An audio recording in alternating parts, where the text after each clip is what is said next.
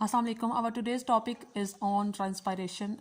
As we have started the chapter 2 and discussed the main topics of that chapters, which were about the plant's physical structure, the transport system in the plants, and about the xylem and phloem bundles, and about the diffusion, which was the osmosis, and these topics.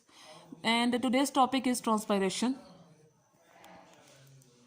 Basically, first of all, we are going to know about that what is transpiration. Transpiration is the evaporation of water from the plants. It occurs chiefly at the leaves while their stomata are open for the passage of CO2 and O2 during the photosynthesis. As we all know very well about the process of photosynthesis, which take place in the plant, and during this process there is also exchange of gases take place, and these gases are carbon dioxide and oxygen, and the exchange of these gases is very important for the sake of preparation of food in the plant.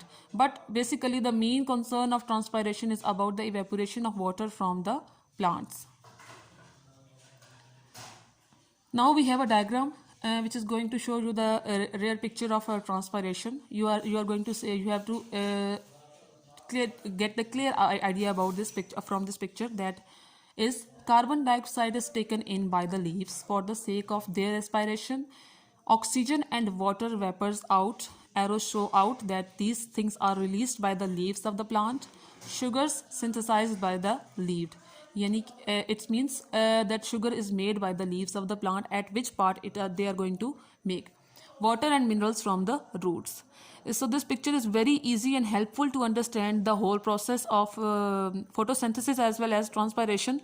Basically they are going to show you the process of transpiration, but this picture also shows you the main concept of photosynthesis all.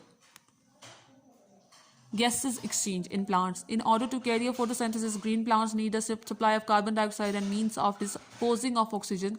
In order to carry a cellular respiration, plant cells need oxygen and means of disposing of carbon dioxide, just as animal cells do. As I've explained you about the whole process, that they need what for the sake of respiration, they need carbon dioxide, and they excrete or release the oxygen after the process of respiration or photosynthesis as a waste product, you can say, and that waste product is very useful for the sake for the environment.